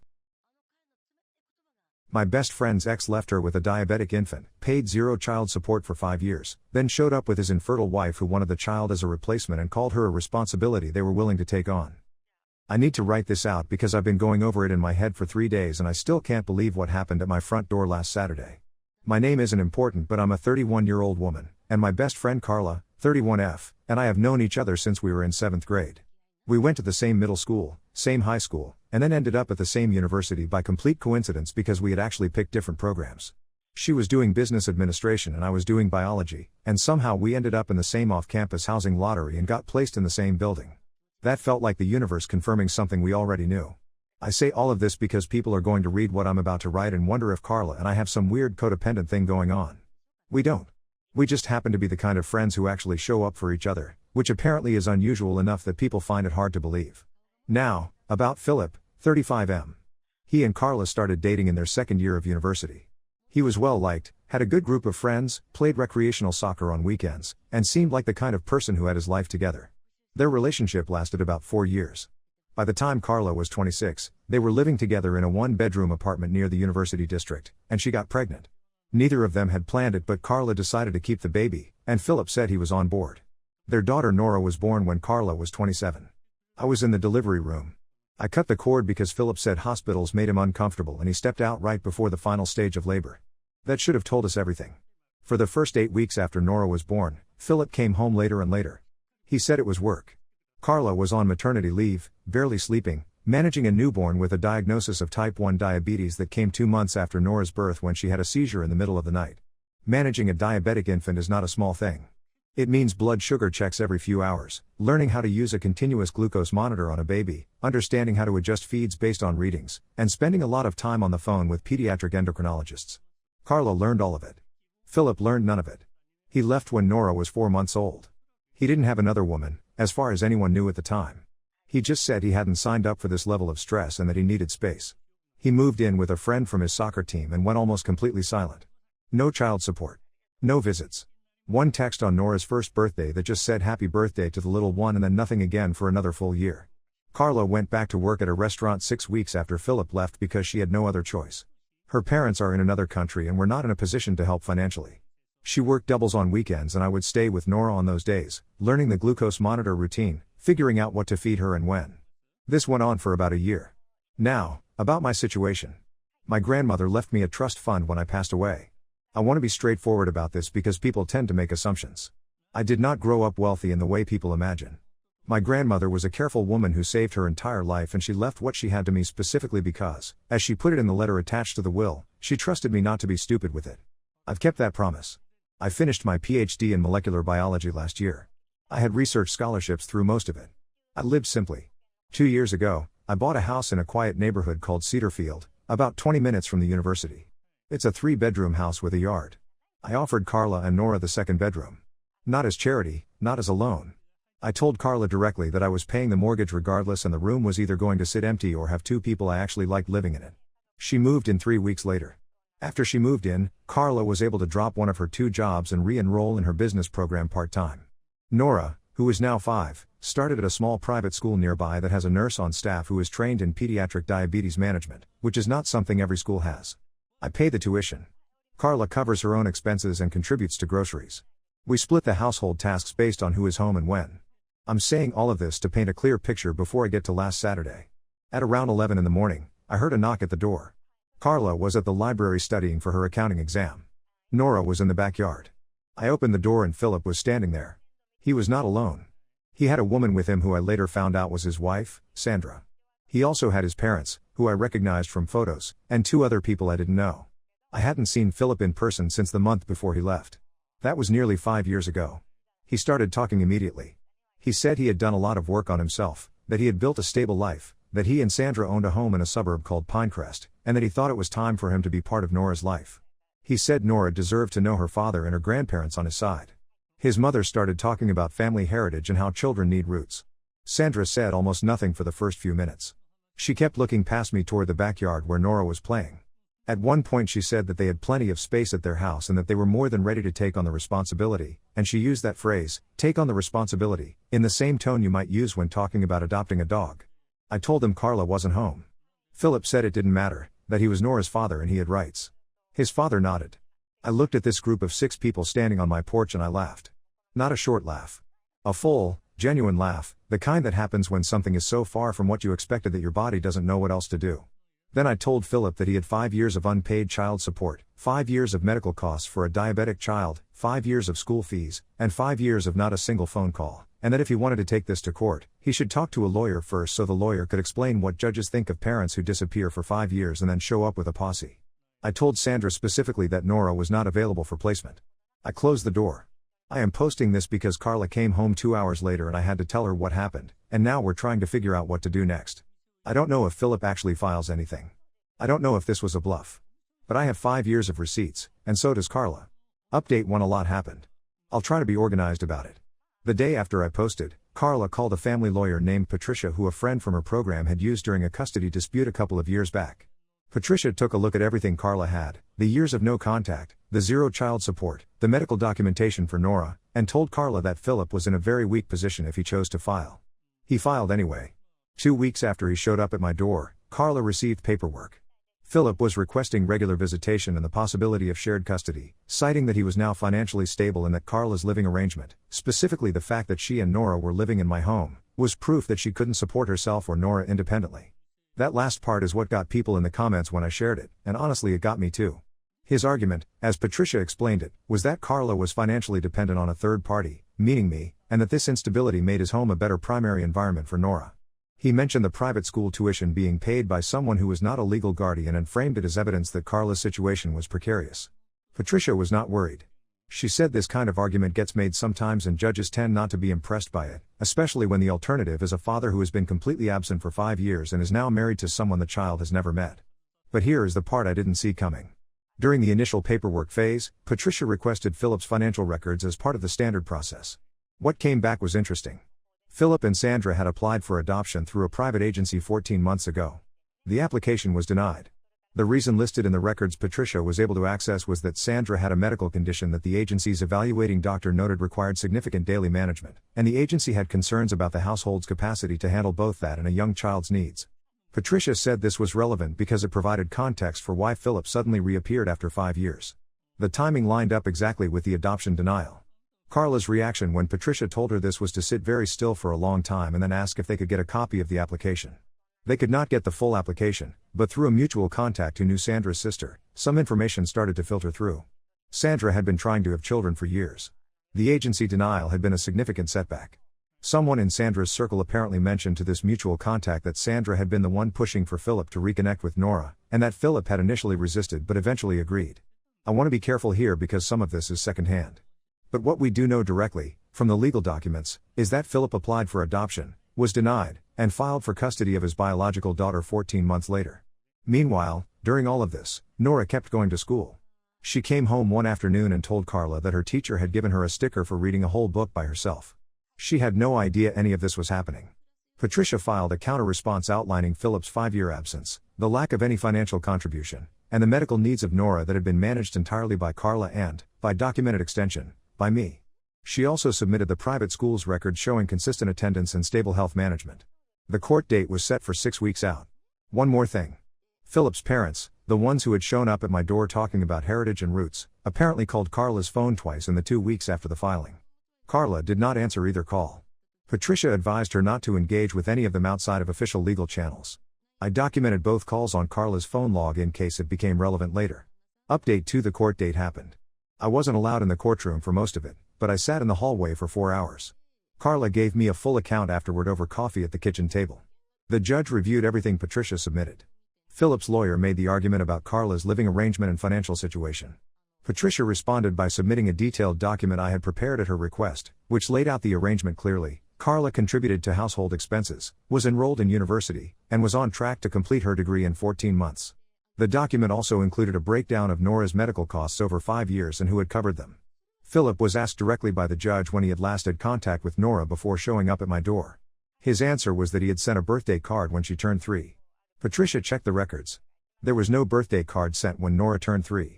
There was one text message sent when Nora turned 1. That was it. The judge was not warm about this.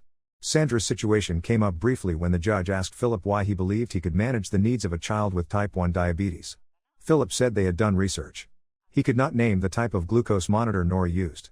He could not explain what a hypoglycemic episode looked like or how to respond to one.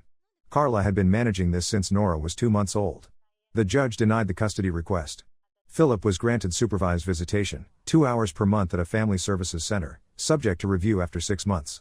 The judge also noted that Philip would need to begin paying child support immediately, calculated retroactively from the date of filing. After it was over, Carla sat in the car for a while before starting the engine. Then she drove home, picked Nora up from school, and took her to get ice cream. I stayed at the house. There is one additional thing I want to mention. Sandra was not present at the court date. Philip came with his lawyer and his parents. A few days after the ruling, the mutual contact I mentioned in the last update told us that Sandra had moved out of their house in Pinecrest. I have no way to verify this directly. But Philip's lawyer sent a filing update 2 days after the court date that listed only Philip's address, not a joint address, which is a change from the original filing. I don't know what happened between them and I'm not particularly interested in finding out. Update 3: Philip attended the first supervised visitation appointment at the Family Services Center. Carla dropped Nora off and waited in the lobby. Nora had been told that the man she was meeting was someone her mother used to know. Carla had not introduced him as her father because Patricia had advised keeping introductions neutral until they saw how things went. The session lasted 45 minutes out of the allotted 2 hours. The family services coordinator noted in their report that the child was polite but reserved, and that the adult male had difficulty sustaining conversation or structured activity with a 5-year-old he had never spent time with. Nora asked to leave early. The coordinator honored that request. Carla read the report and filed it. The second visitation appointment was scheduled for the following month. Philip canceled it 3 days before, citing a work conflict. He requested a reschedule. Patricia noted the cancellation in the file. The third appointment, he canceled again. Patricia sent a formal note to his lawyer that 2 consecutive cancellations had been logged and that this would factor into the 6-month review. As of now, there has been no 4th appointment scheduled. His lawyer has gone quiet. The child support payment for the first month came in, 2 weeks late. Nora finished her first semester at the new reading level her teacher had been working toward with her. She made a card for Carla that had a drawing of their house on it. She drew 3 people in the yard. She did not draw anyone else. Carla has her accounting exam in 3 weeks. She's been studying at the kitchen table most evenings after Nora goes to bed. Now let's move to the next story. Story 2: I fell in love with widowed dad and his 2 kids, but when I told him my feelings he pulled away. His manipulative ex-wife came back after 3 years, threatened custody battle and made him choose between me and his children. I'm Sarah, 26F, and I think I might have completely messed up what could have been the best relationship of my life. I've been dating Philip, 35M, for about 8 months now, and I said those 3 words way too soon. Now I'm sitting here wondering if I scared him off completely. Philip is a single dad to 2 kids, Lily, 7F, and Jake, 4M.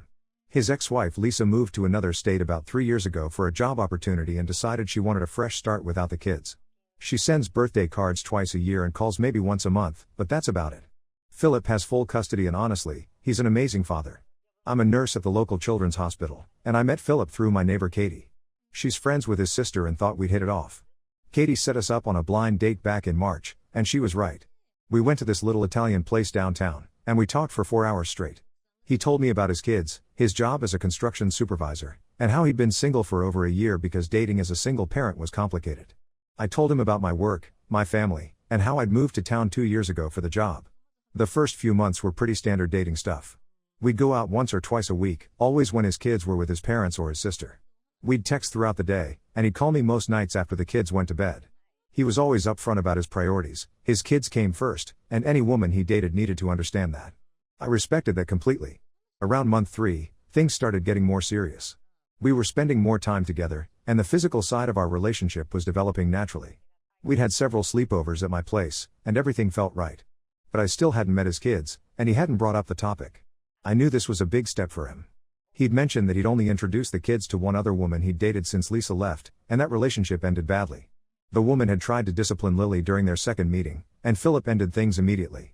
He was very protective of his kids and their feelings. In June, he finally brought up the idea of me meeting Lily and Jake. He said he'd been thinking about it for weeks and felt ready to take that step. We planned it carefully, a casual barbecue at his house on a Saturday afternoon. Nothing too formal or intense. The day arrived, and I was incredibly nervous. I'd worked with kids professionally for years, but this was different. These were his kids, and their opinion of me mattered more than anything. I brought some books I'd picked up at the hospital gift shop, nothing too fancy, just some picture books that kids their age usually liked. When I arrived at his house, Lily hid behind Philip's legs at first. Jake was more curious and kept peeking at me from around the corner. Philip introduced me as his friend Sarah, who worked at the hospital where sick kids go to get better. That seemed to break the ice a bit. The afternoon went better than I could have hoped. Lily warmed up to me after I showed her one of the books about a little girl who wanted to be a doctor.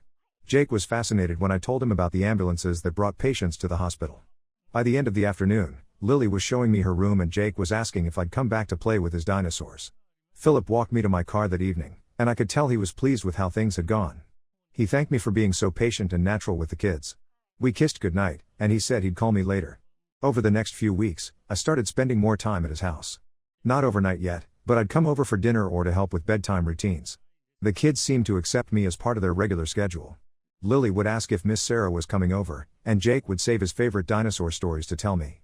Philip and I talked about me staying over at his place, but we agreed to wait until we were sure the kids were completely comfortable with me being around. We didn't want to confuse them or move too fast. The breakthrough came in early August. I was at his house for dinner, and afterward, we were all watching a movie in the living room.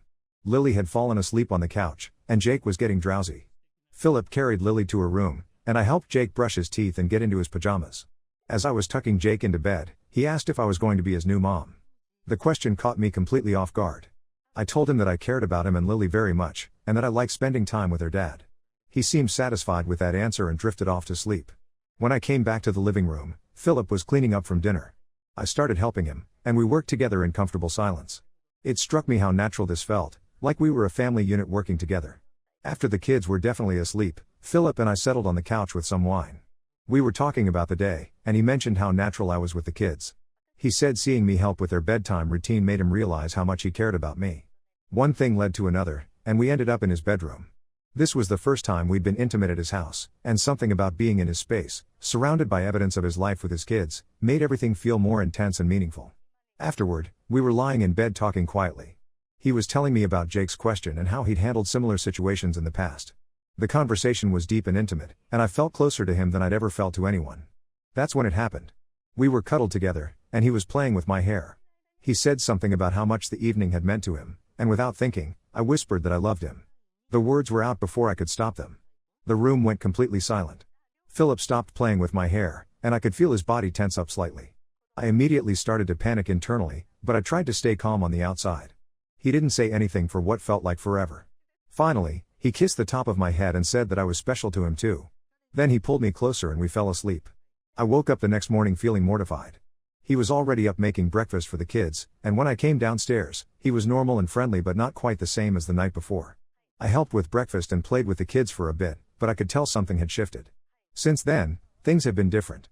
He still texts me regularly and we still see each other, but there's a tension that wasn't there before. He hasn't brought up that night, and neither have I. We've been intimate since then, but he seems more guarded. The kids still seem happy to see me, and Philip is still affectionate, but I can tell he's holding back. I keep replaying that night in my head, wondering if I should have kept my mouth shut. I've been thinking about bringing it up and maybe explaining that I didn't mean to put pressure on him, but I'm worried that will make things worse. At the same time, this uncertainty is eating at me. Philip has been through a lot with his ex-wife leaving, and I know he's probably cautious about making big emotional commitments. But I can't help wondering if I've ruined something really good by being too honest about my feelings. I've never been in this situation before. With other relationships, either the feelings developed mutually or they didn't develop at all. This is the first time I've been the one to say it first, and definitely the first time I've said it to someone with kids. Part of me wants to just pretend it never happened and see if things go back to normal. But another part of me thinks that's not fair to either of us. If he's not ready for that level of commitment, maybe I need to know now before I get even more invested. I'm also worried about the kids. They've gotten attached to me, and I've gotten attached to them. If this relationship ends because I couldn't control my feelings, I'll lose not just Philip but also Lily and Jake, who have become such an important part of my life. Has anyone else been in a similar situation? How do you handle saying I love you too early, especially when kids are involved? Should I address it directly or just let it go and see what happens? I really care about this man and his family, and I don't want to lose them over poor timing on my part. Update 1. Well, I thought I'd update you all on what's been happening since my last post. Things have taken an unexpected turn, and I'm honestly not sure how to process everything. For the first week after I posted, things continued pretty much the same. Philip and I were still seeing each other regularly, but there was definitely that awkward tension I mentioned. He was being careful with his words, and I was overthinking everything he said or didn't say. Then his sister Jenny called me directly, which was really unusual. She'd been friendly to me whenever we'd run into each other at family gatherings, but we'd never had a one-on-one conversation. She asked if I wanted to meet for coffee, and something in her tone made me think this wasn't just a casual social call. We met at a coffee shop downtown, and Jenny got straight to the point. She said Philip had been acting strange lately, and she wanted to know if something had happened between us. I was honest with her about saying I love you and how he'd reacted. I figured if anyone would understand Philip's perspective, it would be his sister. Jenny's reaction surprised me. She actually laughed and said she'd been wondering when one of us would say it first. She told me that Philip had been talking about me constantly for months, and that she'd never seen him so happy since Lisa left. She said the kids adored me and that Philip's parents were already planning to include me in their Christmas card photo. This confused me even more. If everyone thought we were so solid, why had Philip pulled back after I said I loved him? Jenny explained that Philip had some issues with trust and commitment that went deeper than just Lisa leaving. Apparently, before Lisa moved away, she'd told Philip that she loved him and wanted to work things out. She'd convinced him to go to couples counseling and had made all these promises about being a better partner and mother. Philip had believed her and had started planning for their future together. 2 weeks later, Lisa packed her bags and left. She'd been interviewing for jobs in other states the entire time she was telling Philip she wanted to fix their marriage. She'd used his hope against him to make her exit easier. Jenny said that Philip had been devastated, not just by Lisa leaving, but by how she'd manipulated his emotions right up until the end. He'd sworn off serious relationships for over a year afterward, and even when he started dating again, he was extremely cautious about emotional commitments. According to Jenny, Philip was crazy about me but was terrified of being vulnerable again. She thought that when I said I loved him, it triggered all his old fears about being hurt and abandoned. This conversation with Jenny happened on a Friday. That weekend, Philip and I had plans to take the kids to the zoo. I was dreading it because I didn't know how to act around him with all this new information. But when Saturday came, something was different. Philip seemed more relaxed than he'd been in weeks. He was joking around with the kids, holding my hand as we walked around the zoo, and generally acting like his old self. At one point, Lily ran ahead to look at the giraffes, and Jake was napping in his stroller. Philip and I were sitting on a bench, and he brought up that night 3 weeks ago. He said he'd been thinking about what I'd said, and that he was sorry for how he'd reacted. He explained that he cared about me deeply but that he had some trust issues he was working through. He said he didn't want to hurt me by not being able to say the words back yet, but that didn't mean he didn't feel them. I told him I understood and that I wasn't trying to pressure him. I said I was willing to be patient while he worked through his feelings. We had a really good conversation, and I thought we were back on track. The rest of the zoo trip was wonderful, and that evening after the kids went to bed, we were intimate again. It felt like the closeness we'd had before was returning. But then something happened that completely blindsided me. The following Tuesday, I was at work when I got a text from Philip asking if I could come over that evening. He said he needed to talk to me about something important. The tone of the message immediately made me nervous. When I got to his house, the kids were at his parents' house for the night. Philip was pacing around the living room, and I could tell he was agitated about something. He sat me down and told me that Lisa had called him the night before. She'd been offered a promotion at her job, but it required her to relocate again, this time to a city only 2 hours away from where we lived. She wanted to discuss the possibility of sharing custody of the kids. Philip said that Lisa had been asking about his personal life and whether he was seeing anyone seriously. When he mentioned that he was in a relationship, she'd asked a lot of questions about me, what I did for work, how long we'd been together, whether I'd met the kids. Then Lisa had said something that really shook Philip up. She told him that she'd been doing some soul searching and realized she'd made a huge mistake leaving her family. She said she wanted to try to rebuild their relationship, not just as co-parents, but as a couple. Philip was completely thrown by this. He'd spent 3 years accepting that Lisa was out of their lives permanently, and now she was talking about coming back and trying to put their family back together. He told me that he'd made it clear to Lisa that he was with me and wasn't interested in reconciling with her. But Lisa had pressed the issue, saying that she'd changed and that she owed it to the kids to try to give them their original family back. Philip said that Lisa had asked him to think about it seriously. She'd pointed out that Lily barely remembered having a mother around, and Jake had no real memories of her at all. She said that I might be a nice woman, but I could never replace their actual mother. The way Philip was telling me this story, I could tell that Lisa's words had gotten to him. He kept emphasizing that he told her he wasn't interested, but he also kept mentioning the kids and what might be best for them. I asked him directly what he was thinking, and he said he honestly didn't know. He said he loved the life we'd built together, but that he couldn't ignore the possibility that the kids might be better off with their biological parents together. He said he needed some time to think things through and figure out what was best for everyone involved. He asked if I could be patient while he worked through this situation. I told him I understood his position, but inside I was falling apart. 3 weeks ago, I'd been worried about saying I love you too early. Now I was competing with his ex-wife for his attention and possibly for his future. I went home that night and couldn't sleep. I kept thinking about everything Philip had told me about Lisa and how she'd manipulated him before. It seemed like she was doing the same thing again, using the kids and his guilt to get what she wanted. But I also couldn't ignore the fact that she was the mother of his children. If she really had changed and wanted to be part of their lives again, maybe that would be best for Lily and Jake. The next few days were torture. Philip texted me a few times, but our conversations were stilted and awkward. He was clearly struggling with this decision, and I was trying to be supportive while also protecting myself emotionally. On Friday, he called and asked if I wanted to come over for dinner. He said the kids had been asking about me, and he thought it would be good for all of us to spend time together. When I got to his house, Lily ran up to me and hugged me tight. She said she'd missed me and asked where I'd been. Jake showed me a new dinosaur book he'd gotten, and we spent the evening reading together. After the kids went to bed, Philip and I sat on the couch, but neither of us knew what to say. Finally, he told me that Lisa was planning to visit the following weekend to see the kids. He said it would be their first time seeing her in person in over a year. He asked if I could stay away that weekend so that the kids could focus on reconnecting with their mother. I agreed, but it stung. I felt like I was being pushed aside so that Lisa could waltz back into their lives. As I was leaving that night, Philip kissed me goodbye, but it felt different. It felt like he was already pulling away, preparing himself for the possibility of a different future. I spent that weekend at my apartment, going crazy wondering what was happening at Philip's house. I kept imagining Lisa playing with the kids, helping with bedtime routines, and doing all the things that had become part of my routine with them. On Sunday evening, Philip called. He sounded exhausted. He said Lisa's visit had gone well from the kids' perspective, they'd been excited to see her and had enjoyed having her around. But he said that he'd realized during the visit that he didn't feel anything romantic for her anymore. He said that watching Lisa with the kids had reminded him of all the reasons their relationship hadn't worked. She'd been impatient with Jake when he got fussy, had criticized some of Philip's parenting decisions, and had spent most of the weekend talking about her job and her new life rather than focusing on the kids. Philip said that by Sunday evening, he'd been relieved when Lisa left. He said he'd realized that whatever feelings he'd once had for her were completely gone, and that he couldn't imagine trying to rebuild a relationship with someone who'd hurt him so badly. But then he said something that really worried me. He said that even though he wasn't interested in reconciling with Lisa, her visit had made him realize how complicated his situation was. He said he was concerned about dragging me into the middle of what could become a messy custody battle, and he wasn't sure it was fair to ask me to deal with all the drama that came with dating a single father. He said he needed more time to figure out what Lisa's return to the area would mean for him and the kids, and what that would mean for our relationship. I told him I understood, but honestly, I felt like I was being punished for something that wasn't my fault. I'd been patient and supportive, and now I was being pushed away because his ex-wife had decided to complicate their lives again.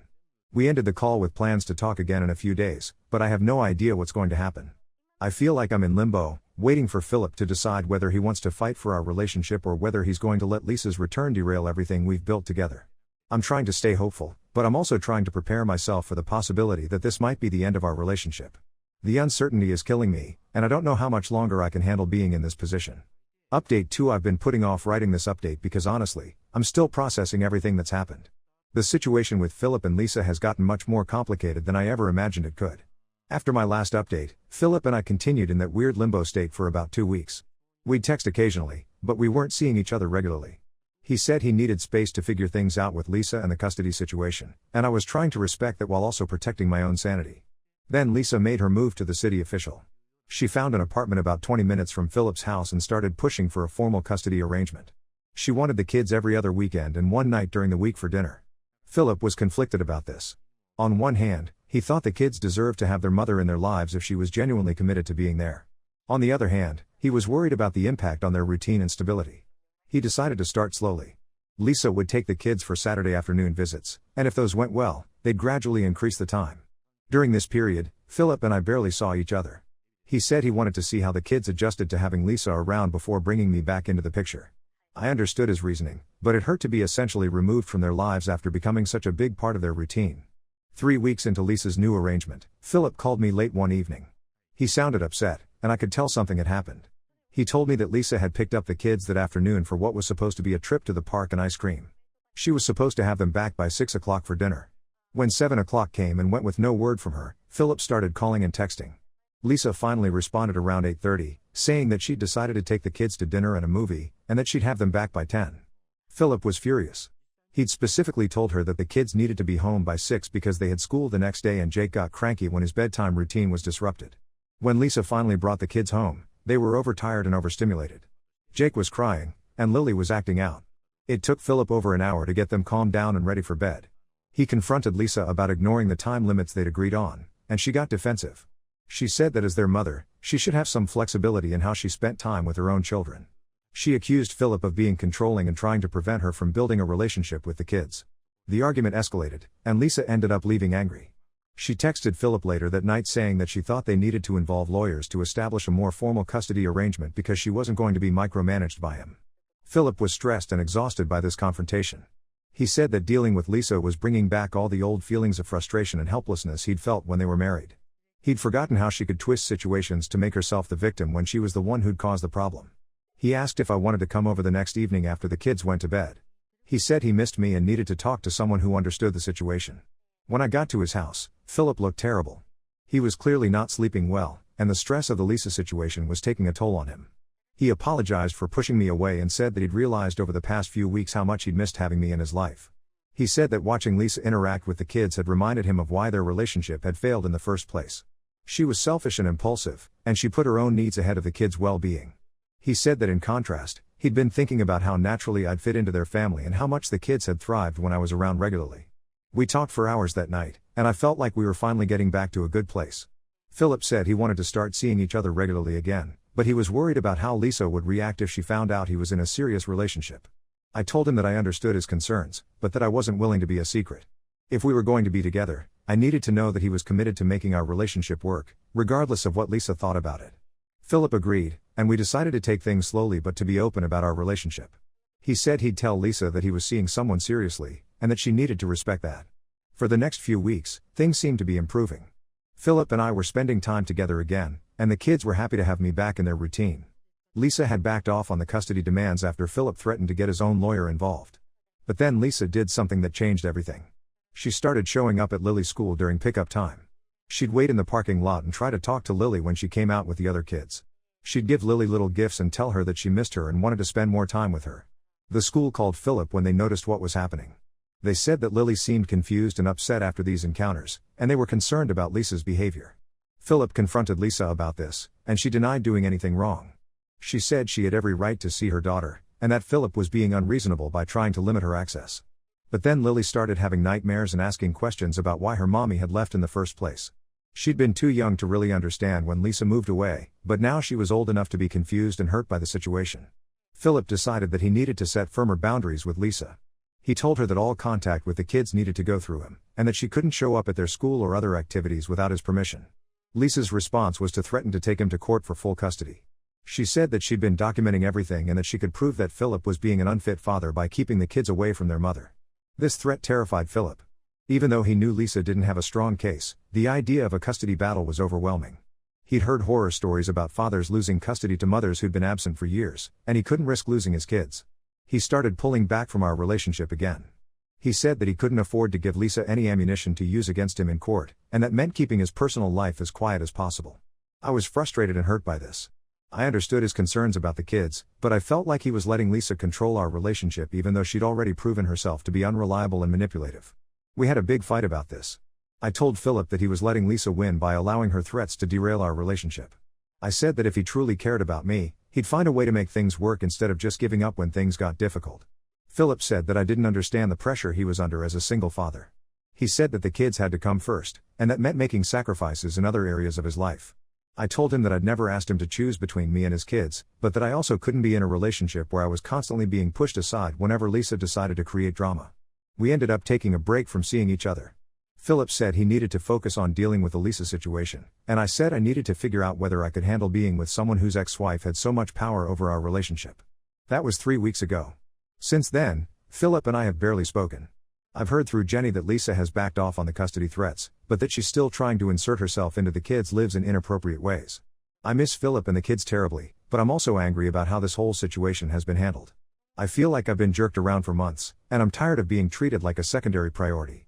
I keep going back and forth about whether to reach out to Philip or just accept that this relationship isn't going to work. Part of me thinks that if he really wanted to be with me, he'd find a way to make it happen. But another part of me understands that his situation is genuinely complicated and that he's trying to protect his kids. I don't know what the right answer is. I love Philip and I love Lily and Jake, but I'm not sure I can handle being in a relationship where I'm constantly walking on eggshells because of what his ex-wife might do. I'm giving myself until the end of the month to decide whether to try to work things out with Philip or to move on completely. I can't keep living in this limbo forever. Update 3. I wasn't planning to write another update, but several people have messaged me asking what happened, so I figured I owed you all a conclusion to this story. The short version is that Philip and I are no longer together, and honestly, I'm relieved about that now, even though it was devastating at the time. After my last update, I spent a lot of time thinking about what I really wanted from a relationship and whether I could handle the complications that came with dating Philip. I realized that while I loved him and the kids, I deserved to be with someone who wouldn't constantly push me away when things got difficult. I decided to reach out to Philip one more time to see if we could work things out. I called him and asked if we could meet to talk. He agreed, and we met for coffee at a neutral location. I was honest with him about how I'd been feeling. I told him that I understood his situation was complicated, but that I couldn't be in a relationship where I was constantly being sidelined whenever Lisa created drama. I said that I needed to know that he was committed to making our relationship work, regardless of what challenges came up. Philip listened to everything I had to say, and then he told me something that really surprised me. He said that over the past few weeks, he'd been thinking about our relationship and had realized that he wasn't ready to be in a serious relationship with anyone.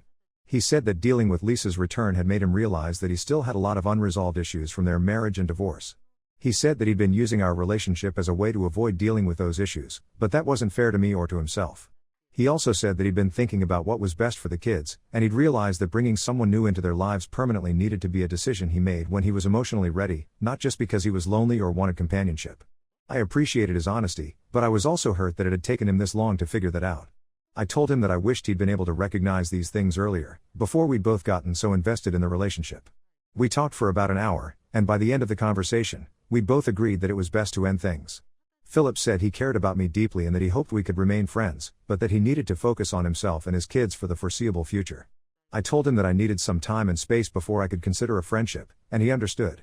The hardest part was saying goodbye to Lily and Jake. I'd become so attached to them, and I knew they'd be confused about why I suddenly wasn't around anymore. Philip said he'd explained to them that I'd moved on to other things, but that I'd enjoyed getting to know them.